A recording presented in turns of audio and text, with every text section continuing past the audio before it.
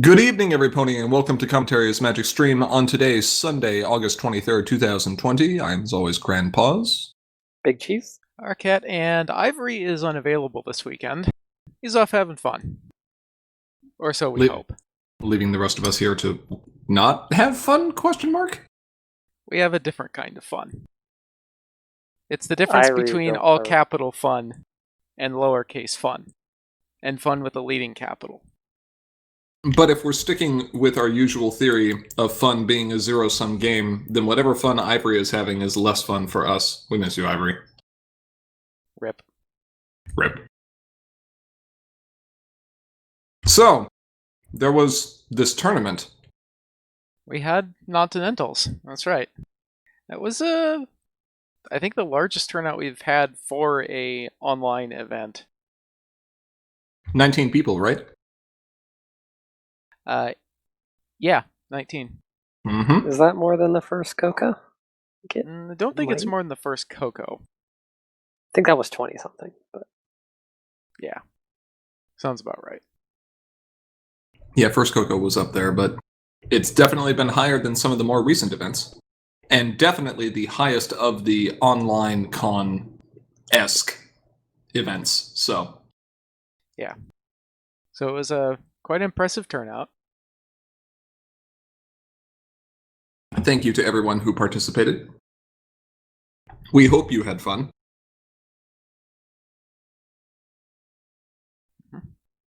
Do we want to beat around the bush and go through highlights, or what exactly is the game plan here? Well, talk about decks?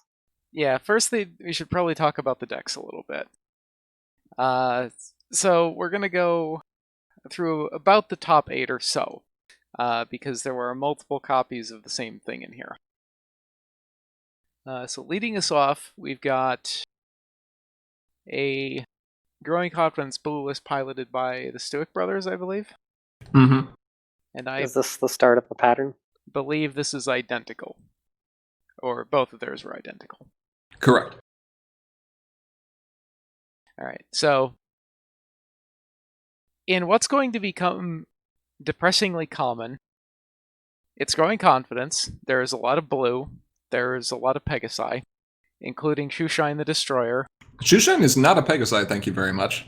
She looks like one, might as well be. Might as well be. She's an honorary Pegasus, just like Yona. If she was a Pegasus, she would have been... Just like Gyra's a unicorn. Right. Alright. Honorary Pegasus status, not actually a Pegasus.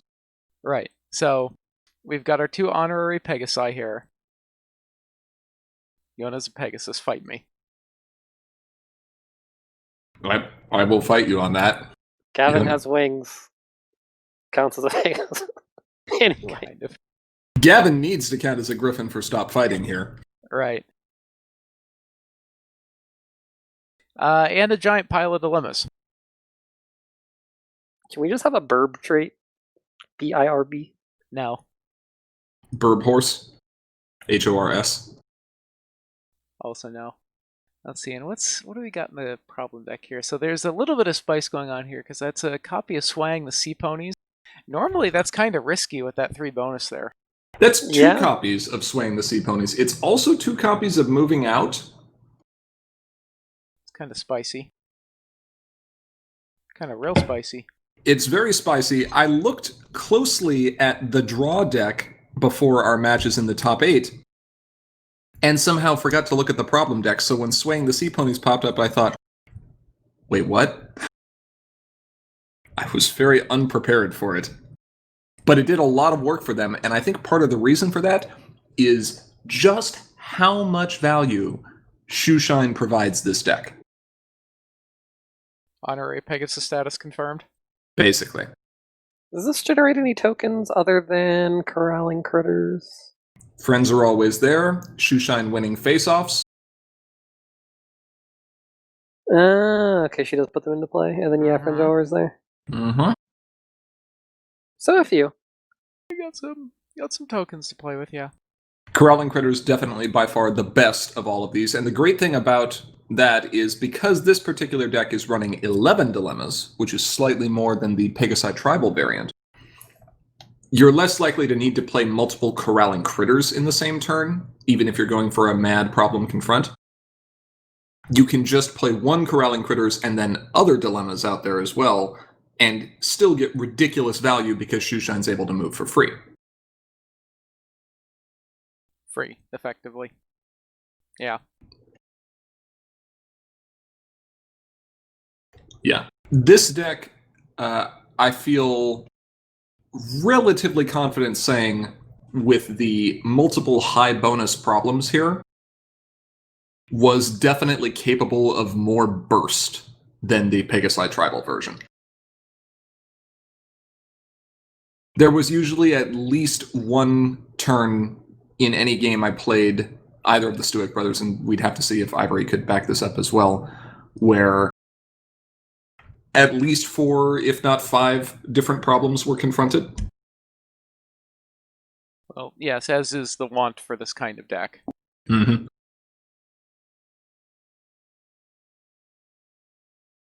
And we can sit here and take a look at the cards that are basically mandatory in this color combination here in core as well, because I'm sure we'll see them again. There's a Jonas, there's your Meadowbrooks, there's those particular 4 dilemmas, Unsatisfactory Work, Loyal Pony, and Plushy Dash. Oh, and CC and Flitter. And Foff. So well over half the deck. Yeah. Burr? Let's look at the Pegasi Tribal variant. So this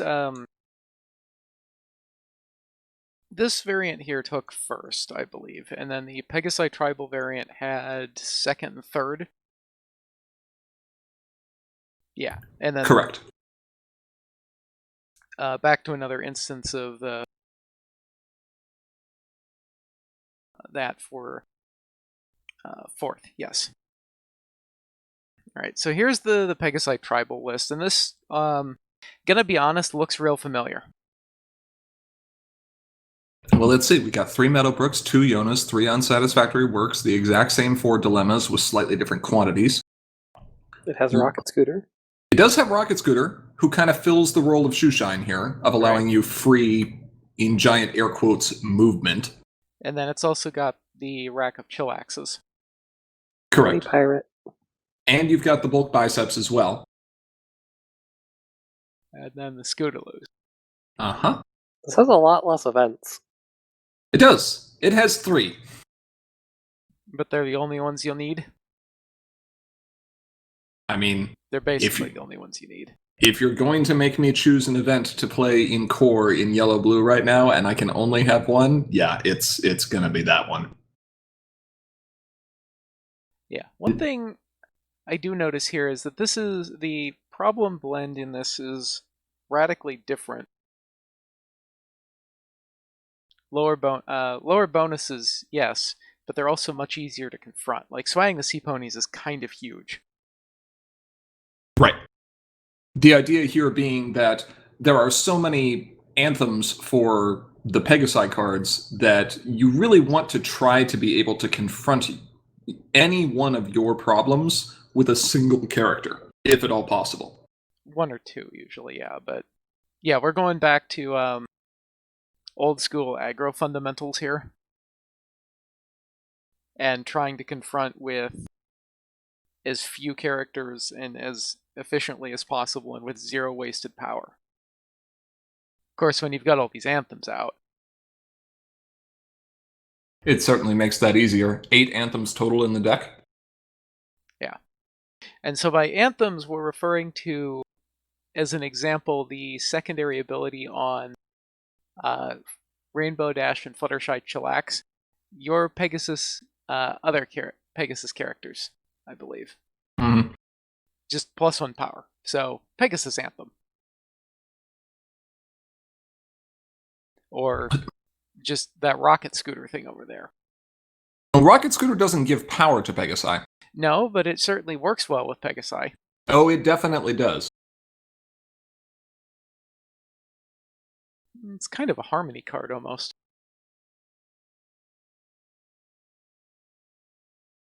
There's some synergy going on there. This deck, it's interesting that you brought up the problem deck, because we really started to see that come to fruition with the old Hot Wings lists, where you wanted to be able to confront any of your problems with one character plus your main. Mm-hmm. And so things were very specifically tailored for that. The play style of this deck is very similar. You really want to try to, like you say, be as efficient as possible and use as few cards as possible to face off as often as possible. It just so happens that when you are done with sideboarding and are likely running, just the standard 45 cards, thanks to those dilemmas drawing and replacing themselves, you're actually really running more like 35 cards? Sounds busted. That's not very many cards. It's not. It means Sounds your like deck is cheating to me. I was going to say, it sounds like your deck is probably going to be really consistent. Spoilers, that's exactly what happened. I don't think that's spoilers at this point. All right. Well, let's step away from blue-yellow here for a second, and we can go down to the next... it's blue-yellow, isn't it? Yeah, it's blue-yellow. All right, so here is our top 8, 5th in seed order, I believe. Hey, it's not an aggro. I mean... No, it's not. Not it's a farming all. deck. It is actually a farming deck. It is. Yeah. It can play some aggro if it wants to. Well, yeah, I mean, it's running Seleno and it's got plushie dashes because of course it does. You're in blue. You run plushie dash. It's just that's what you do. It's got a fun blend of troublemakers here, including Tempest, of course. And there's this fun interaction here where it's like, it's unfortunate you can't get multiple shots off of this. Which one is that? You've got the, I forget what her name is, the Tempest Ultra Rare, and then the Tempest Troublemaker. Ah, yes. Unfortunately, does not quite work. Nope. A bit of a non-bow there.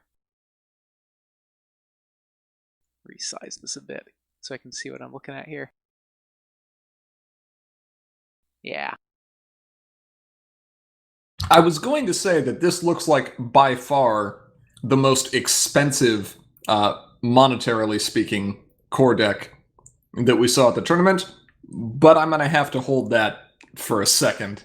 We'll get to that one. We'll get to that one in a moment. Historically, farm decks have been the most expensive. Well, here comes a new challenger, but we'll talk about that later. Yes. So it's got a bunch of decent farm tools here. We've got Black Magnus' Shield, Spooky Ruins, both of those like really annoying if you're trying to deal with an opposing troublemaker. Mm-hmm. Staff of Sakanas for some repeatable control as well as extra power boosting. Mm-hmm. Some spiciness over here in the Raptor Razor. Makes an awful lot of critter tokens. Mm-hmm. Can help you kind of DFO and push that point total just a little bit further, which is nice. Yeah, might have to do something a little bit tricky, and I wonder if that's maybe a response to the popularity of dilemmas, where it could try to take advantage of an opposing dilemma.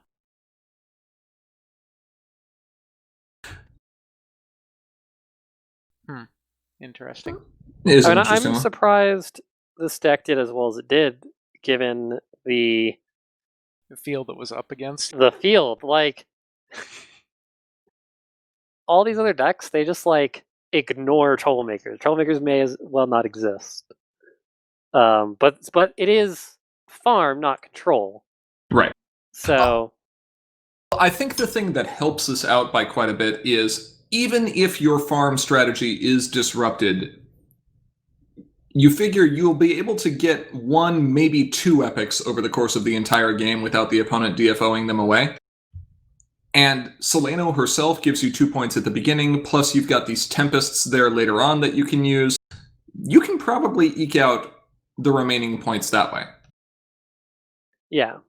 Yeah, and those Tempests can also, of course, be used offensively Because Growing Confidence doesn't like being on her start side. No, she doesn't. So it's got a handful of options here, and I think that's one of the more annoying decisions that you have to make in this deck is do you turn Seleno over, or do you turn your opponent's main over and stop them from doing whatever they're doing? Mm-hmm. I do like the turning points in here for the possible Grogar meta choice. Yeah, it's a little funny, isn't it? It's pretty good. It's great too, because you can just blow up their Grogar, clear yourself a path to confront, and find yourself a troublemaker. It's pretty good value. It's decent value, yeah. All right. I think we've had enough of blue-yellow. Let's go take a look at another blue-yellow list. Spoilers. It's blue-yellow. It's not Growing Confidence. It's not Growing Confidence, that's true. It's a Nurturing Nature blue list that But still packs... Yeah, right?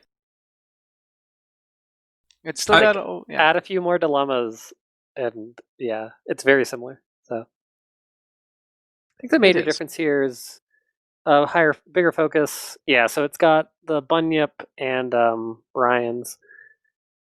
Right, a more traditional aggro strategy, I think. You kind of see the mashup here of the first two Growing Confidence lists, where you've got the two on the team and Shoeshine, and then you've got the Chillax and the Philly Racers, along with some of the other Pegasi. Of course, you've got some of the better control events that are present in the Stuick Brothers list. And then you've got the All-Star with Nurturing Nature, who is Trihorn Bunyip, to give you that extra point acceleration. Really? How about the Stick? I mean, of course, you've got Stick. Stick. Yeah, so I think it's a little bit of a case of the usual suspects here. Mm-hmm. The problem deck here, of course, having a copy of Lacking Lesson Plans in it, just in case you run into something running Troublemaker walls, like our previous list. I'm sure that would be annoying. Yep. More reliance here on the high bonus problems, though. We do see the 2 copies of Swaying the Sea Ponies and the 2 copies of Moving Out as well. If you're running a deck that has blue in it, and you have Staff of Sakanis, it's probably worth considering moving out, because, man, that is some value. Yep. Might as well get everything you can out of those tokens. Okay, we have now seen 4 separate blue-yellow lists, and we're almost through the top 8. There's only 2 decks left to go. There were 2 copies of 2 of those, by the way, so we've gone effectively through 6. Spoilers, number 7 is also blue-yellow.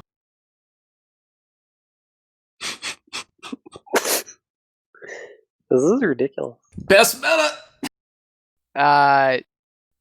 Gonna press X to doubt. Fair enough. I think my choice not to run Tempest was the correct choice. Probably so. I think you would have had a bad time. Yeah. So, let's see. This is Bugle's combo list, actually. Correct. Is this trying to combo? This is in fact trying to combo. Okay, so check this out. You've got those Tempests, you've got Seleno, and you've got Guard Geese. Oh, yeah. And then you've got Grogars to go find more Tempests. In deference to the fact that Mimics is a good card, there are some Mimics. I mean, yeah. And the thing that's really irritating here... but this is also aggro. Like, it's a little heavier on the combo, but... Yeah. It is aggro combo, for sure.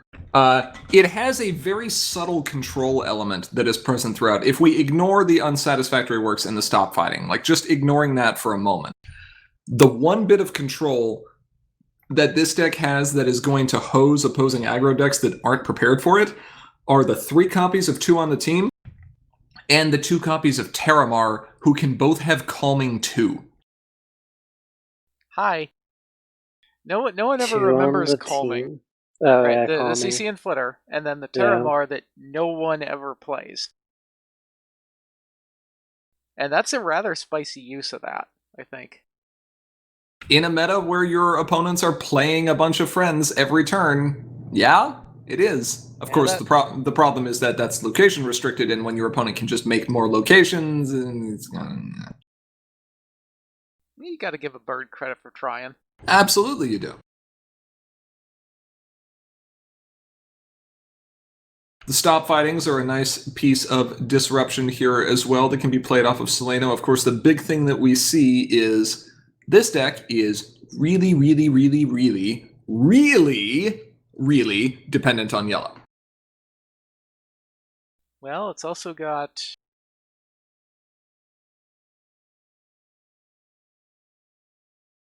Go on. 8 pieces of entry? Plus the Bryans, technically. It does indeed have 8 pieces of entry. But it has exactly 6 non-troublemaker cards that it is capable of playing if it does not find its yellow entry. So it's going to kind of want to find its yellow entry. Correct. Just saying. Right. Just a bit. Yeah. Good news is, like you said, there's a lot of it.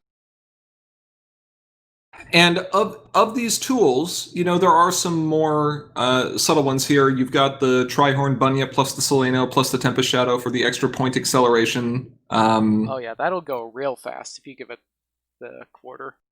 There's some surprising bursts that can come out of this. Just not a great matchup for the current heavy GC meta.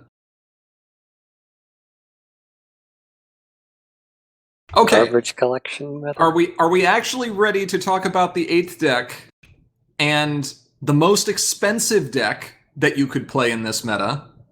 And while it has yellow, I think. And yes, it does have blue. It's not technically a... This is by no means a yellow-blue deck. I'm sorry, I see some blue and I see yellow.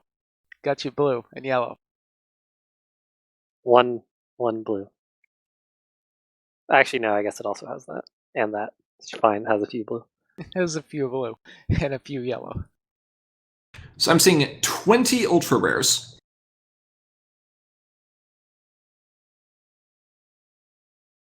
There's a super rare, 2, 3 rares, a rare, 3 rares.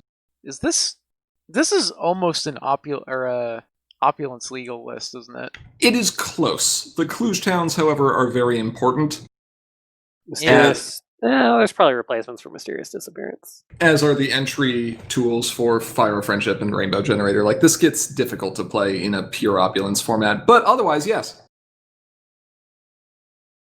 So this was piloted by Max, and this is Student 6 color Reanimator. The goal being, get your big friends into the discard pile and then get them back for cheap with Orchard Blossom, or in my head like a catchy song, or banishing them with Queen Chrysali's Stolen Talent. Or just play them for free from your hand with Student 6, because they let you do that. Friendship. Yay. Friendship. Get to play a big Twi, and then you get to play a big Cadence, then you get to play a big Luna, and then you just kind of look at your opponent. And you're like, all right. And then your opponent gets scrunched at you because they can't do anything about all these massive threats that you've come up with. Or you can play against Growing Confidence and find your Limestones and all 3 of your Golden Parachutes. And get your torches going. And start frightening stuff. And then they are also scrunched. But if you don't get that magical happy play, you're not going to have a great time. Well, I think you need a little bit of like magical Christmas time going there. Well, the deck managed to find it every time it played. Or every time it mattered anyway? Every time that I have either played against this deck or played this deck, it has come down to 1 turn. There has not been a blowout that I have experienced on either side against this deck, and that says something, given just how fast some of the current meta decks are. It also says something very important about knowing your deck and knowing what to sideboard.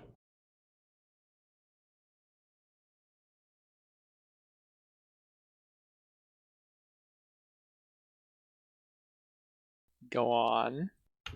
So against, say, either of the two growing confidence lists, the only resources that you're seeing are either color entry resources, and their friends go wide enough that it's difficult to fight them on that front, or, in the case of the Pegasi Tribal version, Rocket Scooter. And you definitely want to remove that. I mean, it's not bad, but because it's still good. No. You don't want to remove Rocket Scooter. When Rocket Scooter leaves play, they get 3 more Pegasi. Yeah, that's the point. That's bad. Yes. Oh, you definitely don't want to remove that. Correct. Right. Like the only real happy thing that you can do there is remove it when they weren't ready for it to be removed, so you can screw something up. But since Rocket Scooter is generally played as I'm going to get 6 Pegasi out of it this turn anyway, that's not going to be that common. Right. Yeah. So removing Meadowbrooks is a good choice. Also recognizing that you likely aren't going to have a lot of cards in your discard pile that are going to be useful to bring back, so dropping a couple of high alerts is probably a good choice. And I remember correctly, I believe that's what Max ended up siding out against me. And it came down to a 1-point game. So, make no mistake, even though this is definitely currently a yellow-blue meta, that does not mean that that is the only viable deck that you can play. There are other archetypes. They just have an uphill battle. Now, that hill may be really, really, really, really, really, really steep. Well, but we'll get there. We're gonna shave some off that hill. And it's kind of unfortunate that we don't have time to go through the entire field, because there's some rather interesting stuff that just wasn't able to surface under all this mountain of blue-yellow. Definitely. There was a Capper pink list, which... Capper, Dapper, Balls, Charm. Right. Just Capper alone is like, whoa, what's this?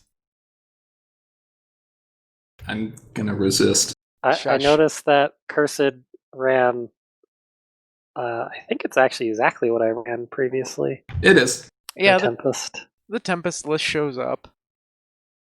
We've got a fair number of other and interesting not surprisingly. things. Yeah, if you get the chance, go check out the tournament result report on Reddit, and take a look at the deck lists that didn't necessarily break the top 8 mark. There's still a lot of very interesting stuff there. There, I got you a link. There we go. Make it easy for people. Yeah. Okay. Yeah, basically. All right, where is it? Come here. Where's the thing? There's the thing? Okay, we'll get the thing. All right, so on a stream, a little over 4 months ago, we were talking about why we thought various deck lists were popular, and in there we also called out a couple that we think might have been popular in the future. And one of those was a deck list that looks something like this.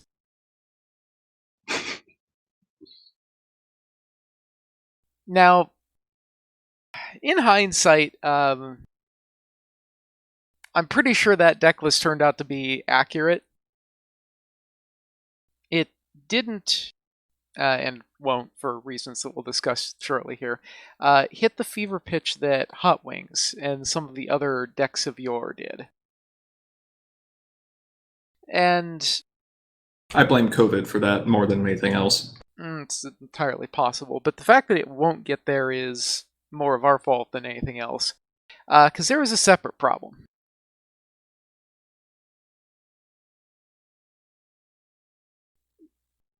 The crux of this issue, this was made in jest. But Tempest, it turns out, has a point. And if you don't have a dilemma printer in this meta, you're going to have a bad time. And that's a problem. That's a meta that's pretty warped. Gonna be honest. Yeah. This is, as much as we like to joke about the memes that some of these decks generate, and it is all in good fun, we do recognize when a meta reaches a potentially unhealthy state or position and needs a bit of adjustment or correction. Right. And we would normally like to hope that this was not just a glaring oversight on our part, that maybe this is some new tech development or just a shift in kind of groupthink for how the meta takes shape in whatever period of time we're in. That is not the case here. This is fully a mea culpa on our part here, mostly on mine. And I do apologize for that. Well, step number 1 of the apology, I think, is going to look a little something like this.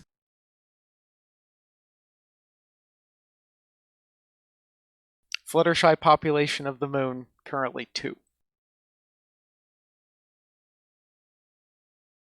At least she's not alone. She has herself. That gives me a little bit of solace, actually. Okay, knowing she won't be lonely. Fun fact, this ban will go into effect 5 years to the day of the Fluttershy Guidance Counselor ban. Wow. So Fluttershy just does bad things in the summer. She's evidently a criminal mastermind.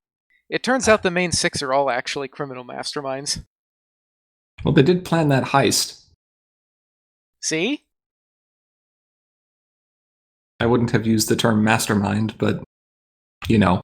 Fair. Okay, so we released this document. We talked about the ban. What's going on here? What's going on here in, like, one sentence? I think you know where or how to describe this in one sentence.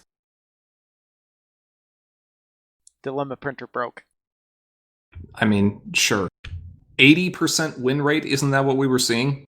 Yeah, within the online con Nontinentals event, and we're even counting its wins and losses against itself here, it's like at 80%. That's just crazy. Yeah.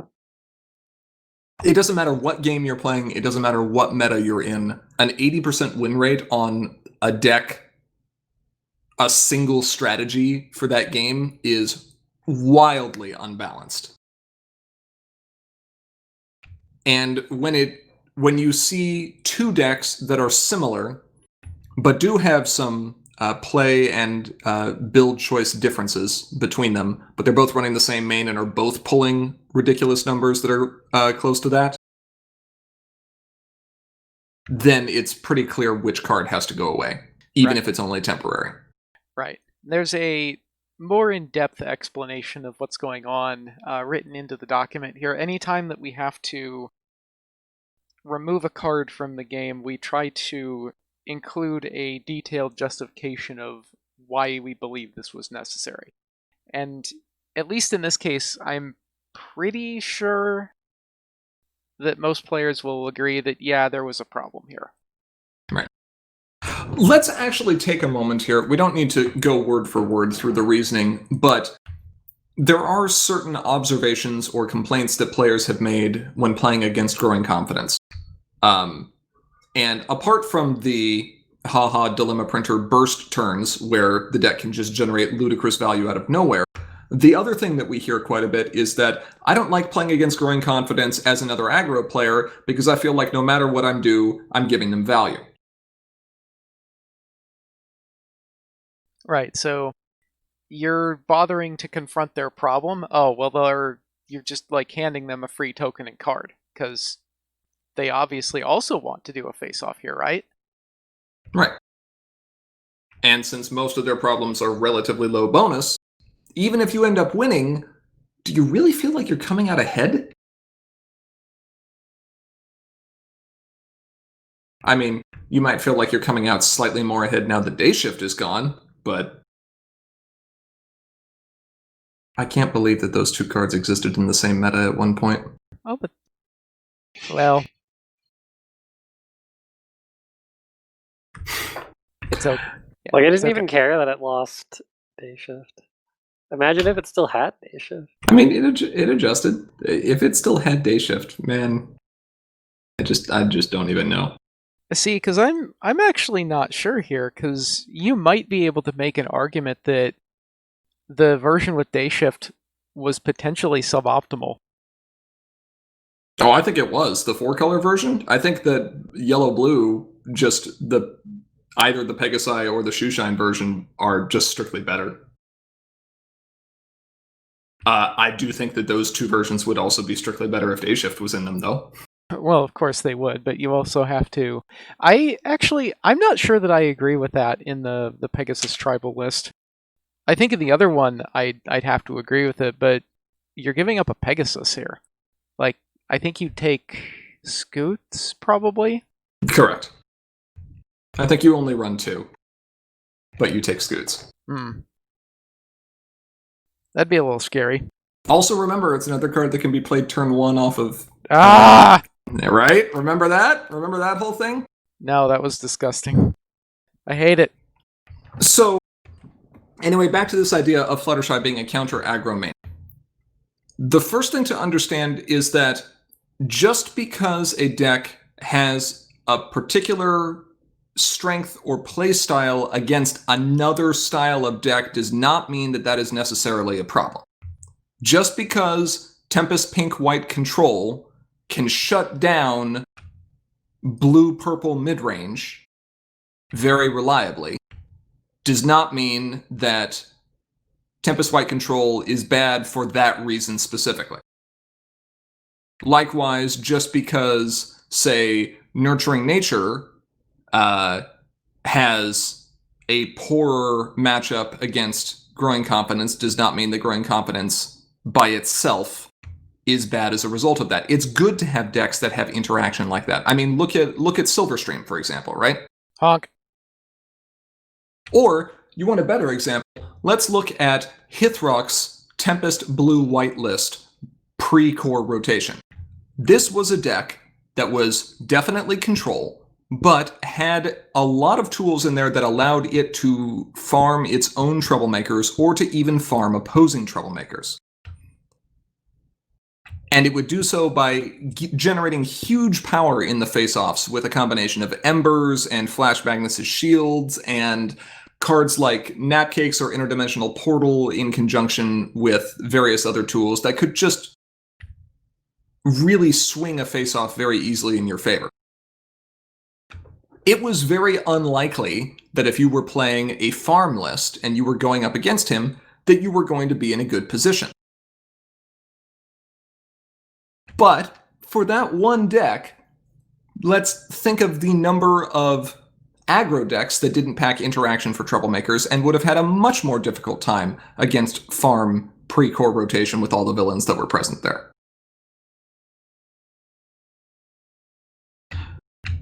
We also have to think about the other styles of play that mains in this same color can produce in core right now, right?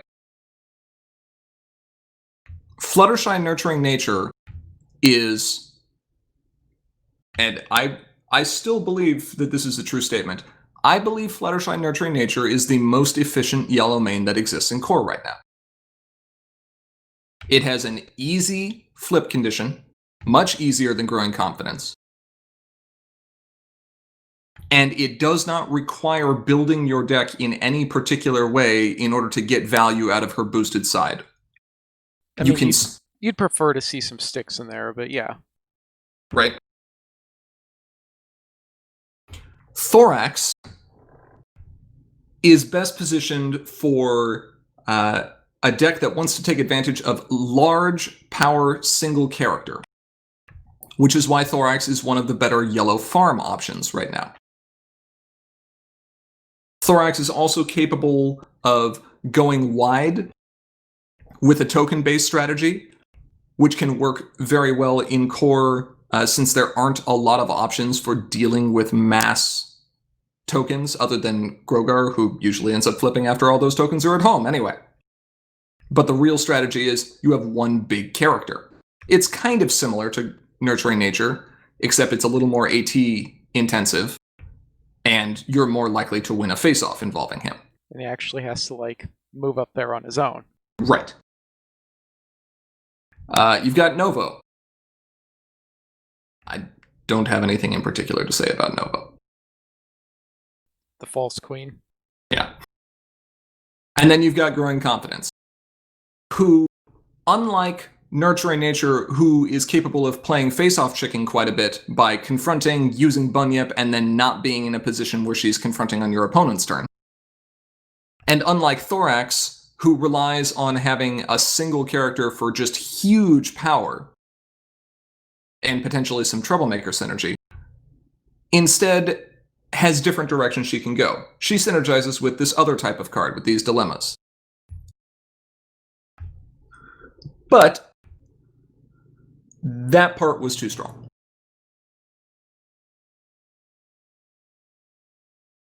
Even in a heavy aggro meta like this one, the opponent would only be giving you, say, 2, maybe 3 triggers on Growing Confidence over the course of the game. Do you think that's about realistic? It's somewhere around there, yeah. That is some value. It does help offset the fact that your opponent might be pushing for face-offs when you're not prepared. But why depend on your opponent? Right, you can just do it yourself. I'll just slam these 10 cards in the deck, artificially reduce my deck size, get more consistency, and hey, some of these have cool effects too. I'm sorry, was that a Troublemaker?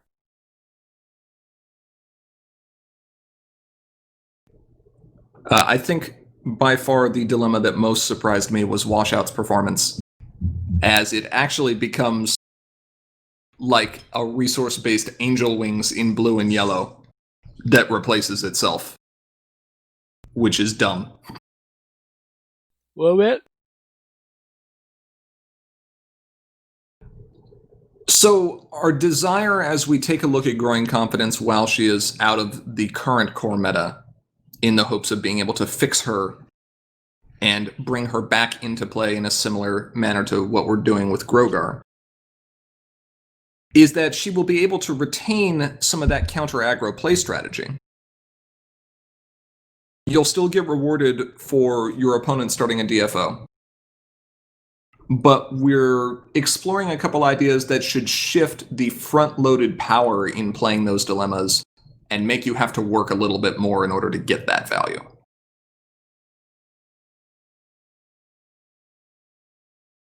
And as a consequence of doing so, a lot of the soft disruption tools that currently exist in core might get much better. We'll have to see. Right. Okay, that was a very long rant from me. I'll sit here and shut up. Well, it's a very long rant that I think goes into more detail on the detail in the document, if you will. The logic behind some of these decisions, I think, are also very valuable for people who are interested in how we curate the stuff. Right, like the question of what does a healthy meta look like can't just end with one without Growing Confidence. I mean, it could, but that's a cop-out answer. Right. We're not 100% sure what the healthy meta looks like, but we know that the meta that we'll get without Growing Confidence is better than the one with Growing Confidence. Yeah. Right. And the same thing with Day Shift. And it is unfortunate that there are a couple of players who I know like using this main, but don't abuse it, shall we say, to the same extent. And that's... I am unfamiliar with these players. I don't know of a single Growing Confidence player that was running fewer than 9 dilemmas in their deck. Not abusing it to the same extent. I mean, still trying to do the same things, just... Well, I mean, even if you sit there and look at the other growing confidence lists that were here in this tournament that didn't manage to break the top 8 threshold, they were running Similo. They were doing arguably even worse stuff. Sure, but it's also funny. Oh, it is. Don't get me wrong, I love it. Yeah, no, it's great. That's a card that someday, we're going to regret leaving that card in the meta. Similo duplexes? Yep. It's fine until it's not. Right. Basically. So, suffice it to say, while we sit here and test growing confidence with some possible revisions, we will bear in mind what she did in the current meta, what we need to do to prevent that dominance factor from being present again, and what she can still be allowed to do in order to give her kind of the same role she's in right now as a good aggressive counter aggro main. So. Right. Okay, that was dark and depressing. How about some spoilers? What are you spoiling? Really? Straight into the spoilers? Well, yeah, I guess it's straight into the spoilers here, isn't it? Yeah. All right. Well, if you've been paying attention to Discord, you might have seen a few of these, but let's go with some 3-color stuff here.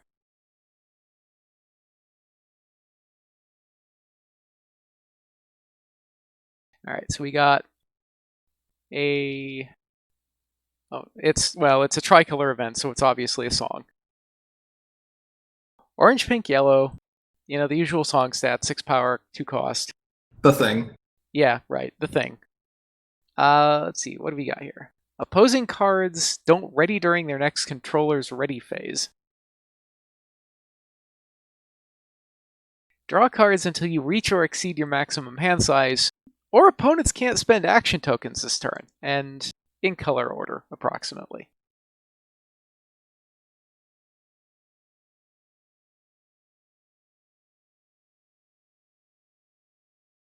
So, if you can exhaust your opponent's problems, their problems won't ready.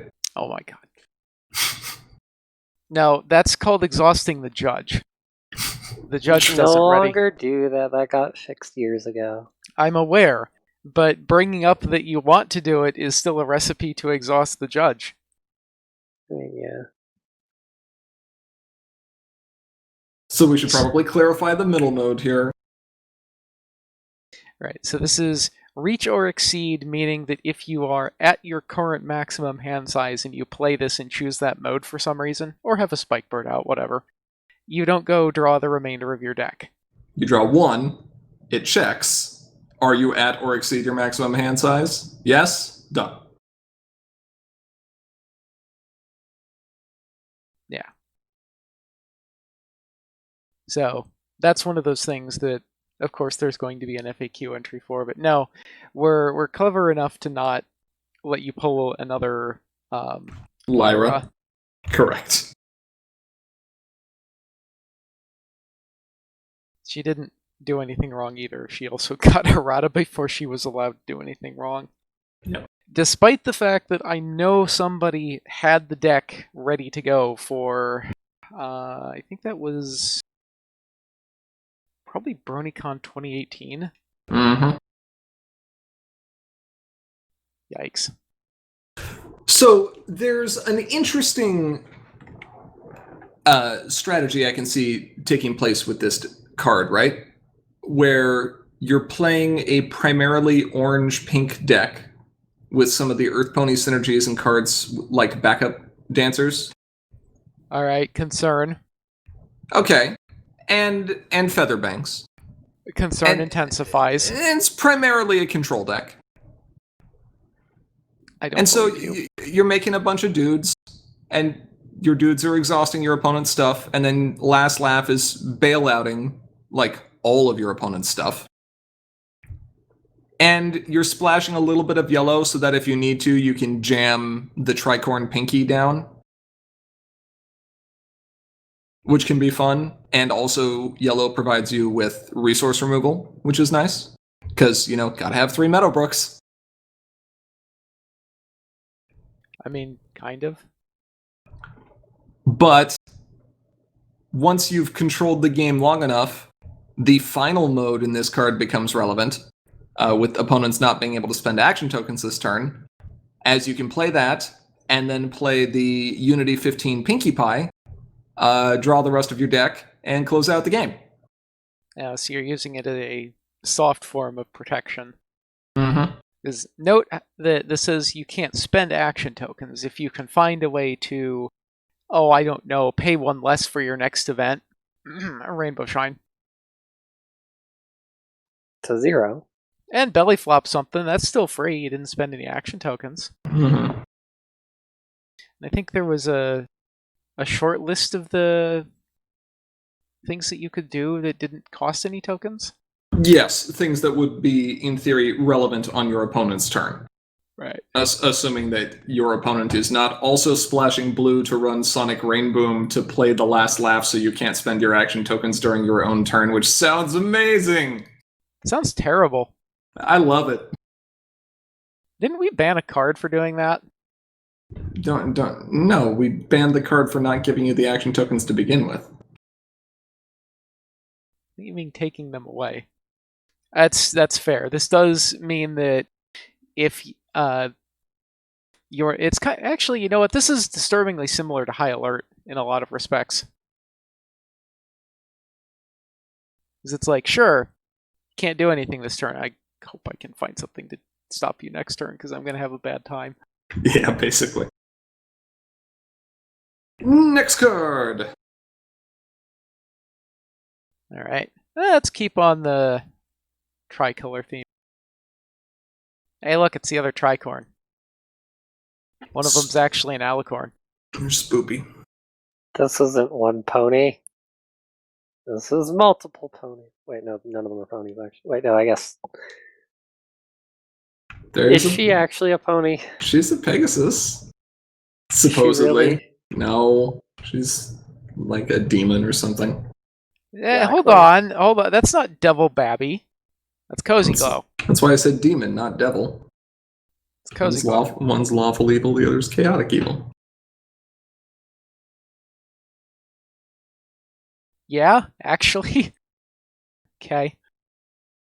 Alright, so this is a normal tricorn stats here. 5 power, 5 cost, 2 of blue, purple, white wreck, and it is a Changeling Ally Alicorn Pegasus Royalty Unique.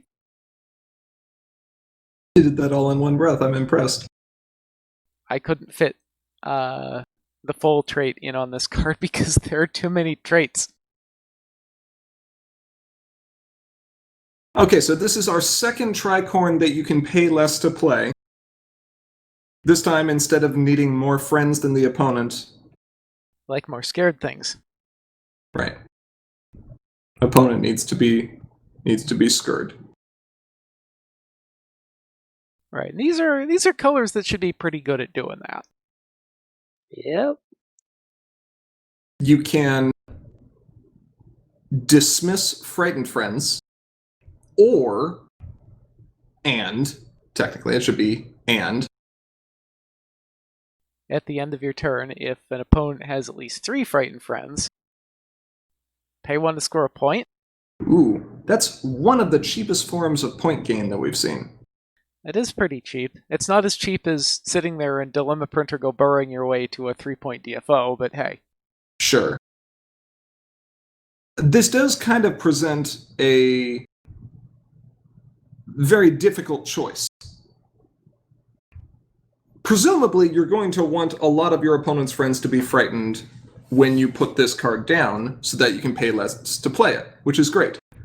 And if any of those friends have really devastating abilities, you can exhaust these once per turn to dismiss them, which is great. This card is going to slot into that Reanimator deck that we saw from Max very easily. Right. It might actually need to be changed a little bit to encourage a little more of the frighten aspects of it. Mm-hmm. But you figure you jam this and you jam a Midnight down, and now you are literally just dismissing a friend every turn. Well, if you want to do that, the other way you can sit here is you can say, cool, I can just sit behind this wall, and as long as neither of us gets anything done, I'm still earning a token every turn and slowly grinding my way to 15.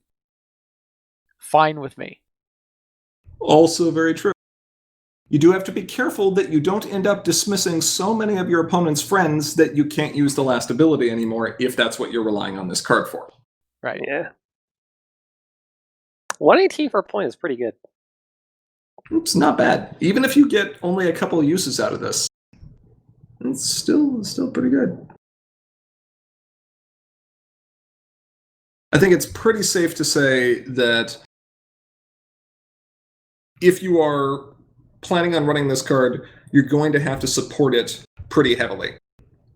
Because while this card has 3 different abilities, all of which synergize with opposing frightened friends, you'll notice it doesn't have a way to frighten friends itself. Right.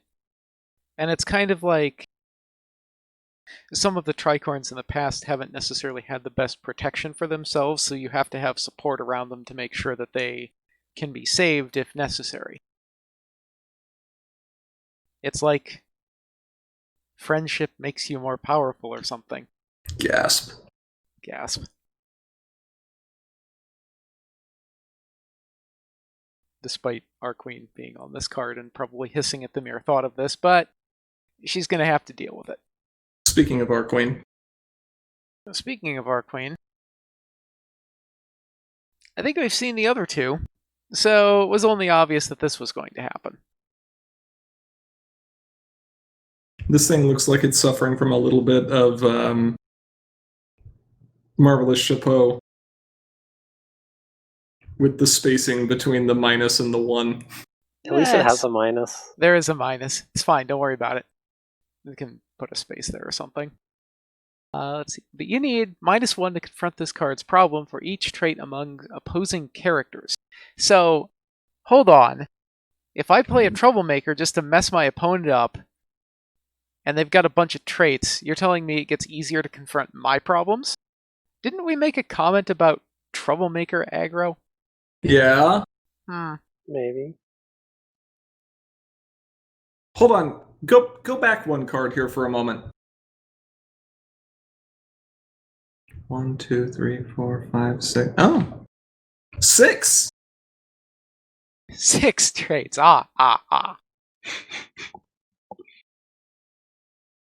And so that's a lot of traits. Does that thing set a record for traits? Yeah, I think it does actually. So this thing right here says, "Hi, Chancellor Naysay. B1 power. Thanks." And Queen Chrysalis says,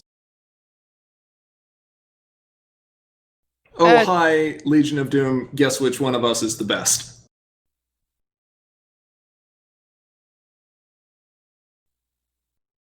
You just favor Chrysalis. What? Baseless accusations. Baseless accusations, he says. 5 power. Baseless. 5 power, 0 bonus, severely reduced confront requirements on a non-epic troublemaker. It helps you out. I'm not seeing the problem here. It's not even location restricted. I mean, this card's problem is, but sure. Yeah. What of it? Favoritism. No.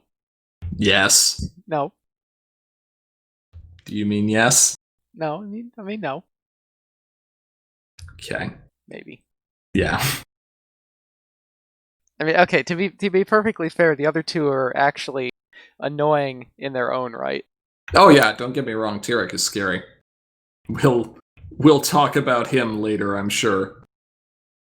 Yeah, hopefully not in another stream like this where it's like, oops. I hope not. Well, if that's the problem, then it's not Tyrek. It's, Trixie. Something else. It's Trixie. It's Trixie. She was too great and too powerful. For once, it actually would be Trixie's fault. Hitherok's gonna get so mad when he watches this later. Let him get mad. It's his fault. Yeah, kind of. All right. Do we have anything else for this evening? I think that's all the spoilers we've got for the moment. I got another couple of things Go cooking for it. up. No, they're cooking up. You can't rush fine cuisine. Ah, okay. Fair enough. I mean, you can rush fine cuisine. It just doesn't usually That end it's well. not fine. Right. Chef Gusto's corn dogs. You were also watching Ratatouille recently, I see. No, it's been months since I've seen that. Sure. No, Anyway. the other things that we've got coming up are keep an eye out for new Coco signups, as well as we're going to try something, which is a soiree, a get-together, a casual get-together, with no dress code. Some Saturday. Just a common time for people to come together and just play some casual games. You know, no pressure, no tournament structure, just happy pony cardboard. This is going to be a good time. I'm looking forward to this. So keep an eye out for that. But also keep an eye out for the next Coco, the next online con. And we're thinking about doing a little something with Ciderfest, but more details on that to come. I think we're also thinking about a sealed league at some point. We're thinking about a sealed league at some point. I don't know, you want to... not yet. I don't know. Not yet. I think that's going to be a stream all of its own, just being like, check all this out. Yeah. Keep an eye on Discord. Stuff's Yeah. happening. To answer chat, yes. Ciderfest, I believe, has just canceled their in-person segment. Yep. So the online stuff's still on, and we hope to do a little thing in cooperation with them. Yeah. With all that being said, though, I think that will wrap up our discussion for today. We would like to give a big shout out to all our patrons on Patreon. Thank you so much for your regular support. And if you aren't currently a patron but you enjoy what we do, please consider donating. Doing so does enable us to continue making content like this and lets you earn some great perks as a bonus. If you have comments or questions you'd like to send our way, feel free to reach out to us through Facebook, Twitter, or email. If you're a Patreon, you can also patron. You can also chat live with us on Slack any day, most times. Some of us are trying to repair our sleep schedules right now. I have gotten more sleep over the past, 3 days than I have in the preceding week. Feels good, doesn't it? I'm not just horribly dead, it's great. Finally, if you are looking to watch any of our previous videos, including tournament recordings, you can find them on our YouTube channel linked just below the stream. With all that said, thank you to each and every one of our viewers, both here now and watching this recording later. We are, as always, Commentary is Magic. I am, as always, Grandpaws. Big cheese. Arcat and Ivory is still on vacation. Hasn't gotten back in the past hour. Nope. Not as far as we know. We'll see you all in a couple weeks. Yep. Bye. Bye.